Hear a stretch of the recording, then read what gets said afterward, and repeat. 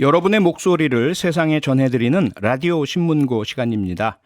전국 급식실 조리사 3만 5천여 명이 대규모 투쟁을 예고했습니다. 어제는 급식 한 끼 같이 먹자면서 윤석열 대통령 집무실에도 찾아갔다는데요. 급식 조리사들은 어떤 목소리를 내고 있는 걸까요? 전국 학교 비정규직 노동조합원인 유혜진 조리사 연결해 보겠습니다. 유혜진 조리사님, 안녕하세요. 네, 안녕하세요. 네, 어제 급식 조리사분들께서 윤석열 대통령에게 식사 제안을 하셨다면서요. 성사됐습니까?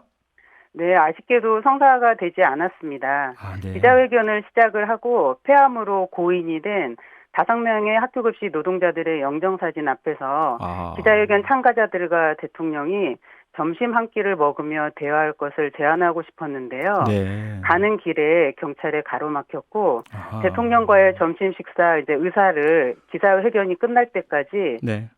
알려달라고 했는데 그 누구의 답변도 듣지 못했습니다. 네. 만약에 성사됐다면 윤석열 대통령과 점심 같이 하시면서 어떤 이야기를 하고 싶으셨습니까? 네, 지금까지 학교급식 노동자 총 5명이 폐암으로 산재 인정을 받고 사망했음에도 네. 아직 교육당국이 학교급식실 환기시설 개선에 적극적으로 나서지 않고 있었기에 대통령에게 직접 말하고 싶었습니다. 윤석열 대통령이 후보 시절에 공보물에 혼자 식사하지 않을 것, 나이나 가치관 구분 없이 많은 사람들과 한 끼 밥을 먹으며 편안하게 대화를 하고 싶다고 했고 할 수 있다면 점심도 2끼, 저녁도 2끼를 먹겠다고 국민하고 약속한 바가 있었습니다. 네. 5분이 폐암으로 산재 인정까지 받으셨다는 것은 업무와 폐암 사이에 관계가 있다는 걸 인정받으셨다는 말씀인데요. 네, 맞습니다. 급식실 업무와 폐암 사이에 어떤 관계가 있었던 거죠? 집단 급식을 하게 되는 학교 급식실에서는 기름을 이용한 음식이 많습니다. 기름을 사용하여서 그 고온에서 재료를 튀기거나 굽거나 할 때 조리 흉이라는 미세 분진이 발생합니다. 보통 튀김할 때 하얀 수증기를 말합니다. 이 조리 흉에 장기간 노출이 되면은 폐암 발생의 위험이 아주 높아지는데요. 이 유해 물질이 외부로 제대로 배출해주는 환기 시설이 아주 중요합니다. 그런데 학교 현장에 설치되어 있는 환기 시설은 설치 기준도 없고 정기적으로 성능 검사도 하고 있지 않습니다. 그래서 유해 물질이 외부로 제대로 배출이 되는 학교가 거의 없다고 보시면 되고요. 이런 환경에서 오래 근무를 하신 노동자들에게 폐암이 발생되고 있습니다. 네, 그 말씀은 다른 여러 식당들에서도 유사한 형태 조리를 할 텐데 그곳은 환기 시설이 다 돼 있기 때문에 이런 폐암 발생 위험이 크지 않고 학교 급식실은 전혀 그런 환기 시설이 잘 안 돼 있어서 문제가 크다, 이 말씀으로 들립니다. 네, 환기 시설이 안 돼 있어가 아니고 학교 급식실 같은 경우에는 단시간에 고강도의 노동을 하게 됩니다. 그리고 인력 또한 적정 인력이 배치되지 않았기 때문에 그 발생 빈도와 위험이 증가하게 됩니다. 네, 혹시 유혜진 조리사님께서는 학교 급식실 근무 얼마 정도 하셨습니까?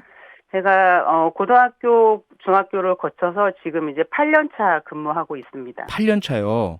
그러면 조리사님께서는 건강 괜찮으세요? 글쎄요, 저도 체크를 해봐야지는 알겠는데요. 괜찮다라고 믿고 싶습니다. 네, 저도 여름에 특히 튀김 요리를 하거나 하게 되면은 여름에 특히 덥고 급식실 안에 습도도 높고 하기 때문에 특히 고열이고 튀김을 1시간, 2시간 이상 하게 되면은 현기증이 나고 메스껍고 어지럽고 그날은 아무것도 먹지 못하게 됩니다. 좀 정밀 검진을 해보셔야 될 것 같네요. 네, 작년에 고용노동부에서 55세 이상, 10년 이상 학교 급식실에 근무한 사람을 대상으로 폐암 검진 대상이 되었는데요. 서울도 곧 시행될 예정입니다. 네.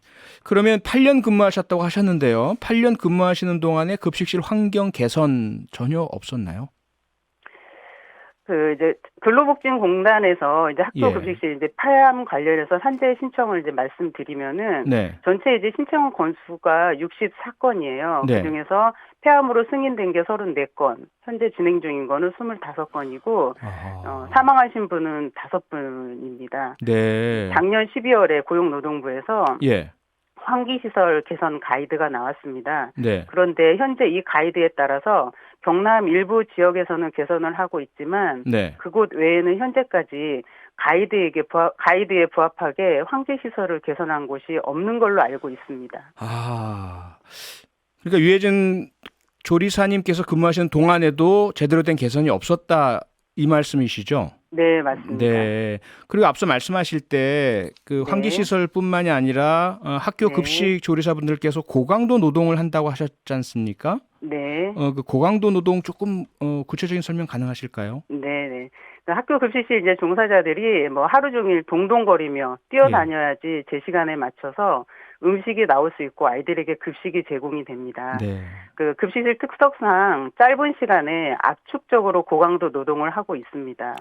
그 땀에 절은 옷을 입고 식사할 것도 없는 남은 음식을 대충 먹고 설거지까지 하고 나면 영혼이 가출이 될 때쯤 하루 일과가 마무리되는데요. 예. 이런 이제 극한의 상황은 바로 배치 기준에 있습니다. 배치 기준이요?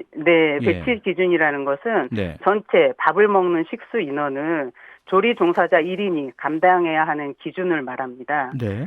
공공기관의 2배의 식수 인원이고요. 2배의 노동 강도로 뼈골이 녹아내리는 고통을 감당하고 있습니다. 그런 열악한 그런 열악한 근무 환경이라면 조리사분들의 건강도 물론 제일 큰 염려이긴 하지만 우리 아이들에게 공급되는 식사의 질에 대해서도 조금 염려가 되네요. 그렇죠. 그러니까 저희 같은 경우에 이제 아파서 병가를 내려고 해도 아까 좀 전에 말씀드렸듯이 이제 배치 기준 안에서 인력을 운영하겠다는 그 일부 학교들의 어이없는 판단에 동료들한테 미안해서 실수조차도 없어요. 또 뭐 대체 인력이 채용이 되지 않은 상태에서 급식 업무를 할 수밖에 없기 때문에 조리 종사원들의 노동 강도는 이제 상상 이상이 됩니다. 이 배치 기준에 있는 것이 학교 운영위원회 심의를 통해서 탄력적으로 운영이 가능하기 때문이고요. 그 학교 급식실 이런 살인적인 노동 강도는 근본적인 해결책은 상식적이고 합리적인 인력 배치를 하는 것에서부터 시작이 되어야 하고요. 지금까지 이제 학교 급식실에서는 정해진 시간에 급식을 만들어내야만 하는 환경입니다. 우리 급식 노동자가 사명을 가지고 어떻게든 질 높고 안전한 학교 급식을 만들어 왔습니다. 그러나 이제 작년, 재작년에 코로나가 이제 확산되었던 때를 보면은 어떻습니까? 인원 공백이 생겨서 대체 인력을 투입을 해야 되는 상황인데도 대체 인력을 들어오지 못해서 학교들마다 아우성이었어요. 그랬었죠. 네. 사실 조리사 한 명만 빠져도 정상적으로 급식을 만들기가 불가능합니다. 안전한 급식이 무너질 수밖에 없고요. 평소에도 뭐 이태이태하게 안전한 급식을 조리 종사원들의 사명감으로 유지를 해왔는데 조리사가 이제 확진이 되어도 격리가 되어도 학교에서는 정상적으로 급식을 하라고 했습니다. 이게 얼마나 위험한 일입니까?